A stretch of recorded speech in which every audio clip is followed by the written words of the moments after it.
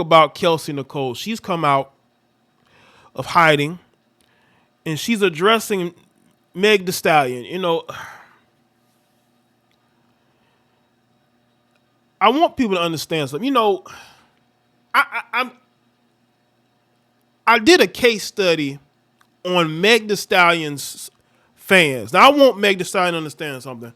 I don't hate you or have dislike towards you. I think that you're awful for doing what you did to Tory, but that doesn't mean that you can't move on with your life and do whatever, right?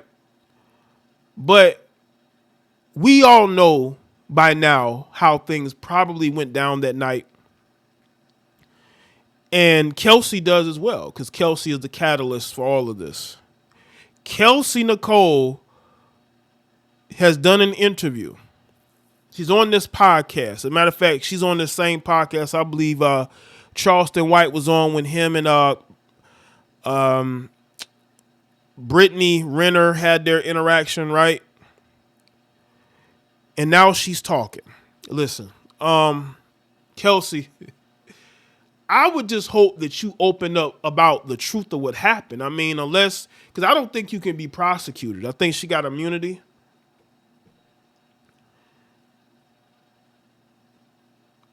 And I did a case study of Meg Thee Stallion's fans, and I think I know the type of fans that Meg Thee Stallion has, because they're caping for her big time in this situation.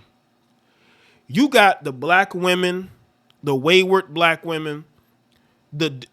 I think a lot of Meg Thee Stallion's female fans are disgruntled ex-Nicki Minaj fans, okay?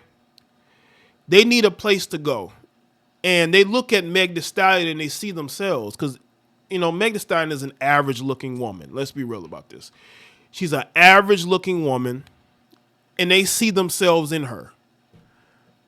And then you also got the gay males. They need a place to go. They're ex-Barbies.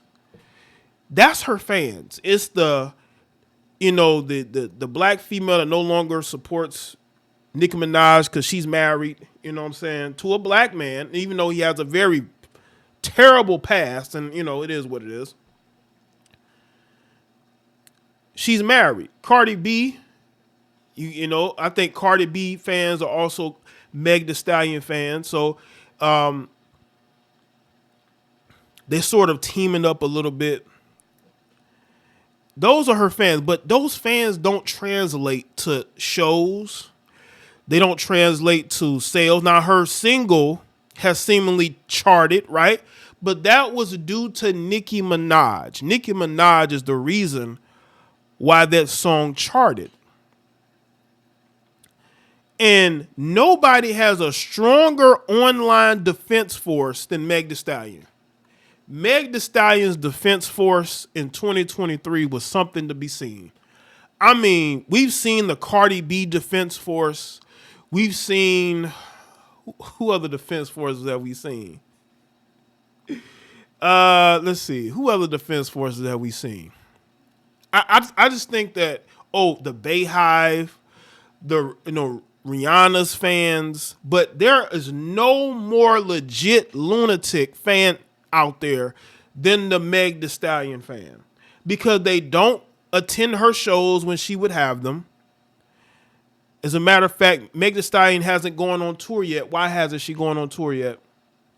All you online Meg Thee Stallion fans, why aren't y'all asking for a tour? Y'all are just online, and you're probably broke.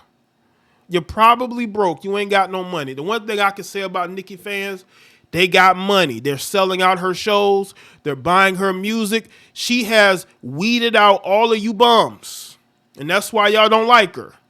That's why y'all siding with Meg Thee Stallion, because financially she don't need you. She got the people that's going to support her. Y'all ain't. So she don't care. And that's why y'all supporting Megan, because y'all don't have to financially do nothing for her. Because the way the media protects her, the way that the blogs protect her, y'all don't have to do nothing for her. She gets these endorsement deals. like Sweetie, who admitted herself. Sweetie admitted herself that she's horrible at music and that nobody cares.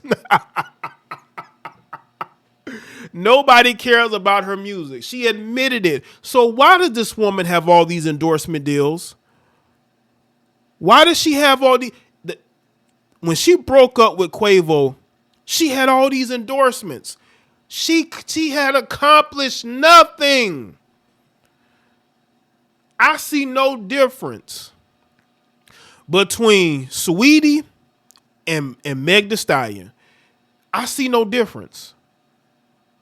But there are two black female artists that the corporate media wants to push, but they just don't have the work ethic and talent. They don't have it. And what they do is they create these online campaigns. They attack anybody that says free Tory. They attack anybody that said they're not a fan of her. That's why I say the Meg Thee Stallion Online Defense Force is a group of lunatics who don't pay for shit. Nicki Minaj fans who don't want to pay for nothing. They just want to be on Twitter. They want to be on Instagram and act like they're her biggest fans, but they will never go and buy a ticket to see her perform. They will not buy any of her music. Right, Nicki weeded out all the broke. Nicki Minaj weeded out all of her broke fans. She weeded out all of them. And all of them have gone over to support Meg Thee Stallion. You know why? Because Cardi demands of her audience and her fans to support her. And you got these people who ain't got it, like, I ain't about to pay for your music. So they don't want to support. It's like YouTube. You know, you ask for your supporters to support you, people get in their feelings. Why do I have to sign up to your Patreon? Why do I have to buy your shirts? Why do I have to like your videos? Just bums. You want them gone. You don't want them anywhere near your platform. Now let's get into this.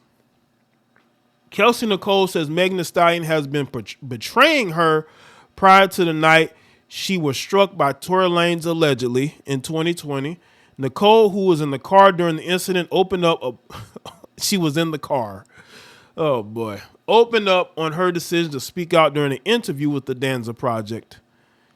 It took a lot for me to come and do this. She said, part of that is I wanted to be sure when I did speak, that I wasn't speaking from a place of anger. I'm able to articulate myself well enough and not allow the drama to overshadow how I truly feel. I think that's very important. I didn't want to take an interview or sit down with anybody until I was past that part. Nicole added that she's since decided to open up more and let people into her life a little bit, and maybe this will help them understand her more. So maybe her story will help somebody else, and I think it's also part of the healing process. Maybe this will help regardless of her side of the story. When the Neighborhood Talk shared her comments on Instagram, many fans took Megan's side. Using my name for likes and views, Megan wasn't lying, one user wrote. Another added a place of anger. Girl, you weren't shot. What was you angry for? You that most people, they could never see. Yeah. So you haven't spoken to the world in years.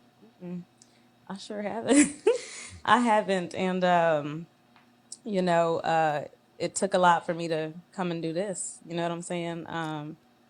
Part of that is I wanted to be sure when I did speak that I wasn't speaking from a place of anger. You know what I'm saying? That I wasn't, I'm able to articulate myself well enough and not allow the drama or that stuff, just overshadow like how I truly feel, I think that's very important. I didn't want to take an interview or sit down with anybody until I was past that part, and Smart. yeah, and I had earlier this year I was like, you know what? I think this is the year that I want to open up more, let people into my life a little bit, and maybe hope this will help them understand me more. Maybe I'm related, maybe my story will help somebody else. Um, so, and I think it's also a part of like the healing process. Maybe this will help. And it The worst thing Tory Lanez ever did was get involved with these two women. You got to be careful with them Texas girls, man. You know what I'm saying?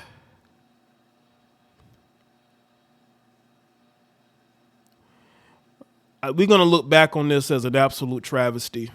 And let me tell you something, Meg Thee Stallion fans. Any of y'all that are going to be left in a year or so, y'all are going to have a lot to answer for supporting this.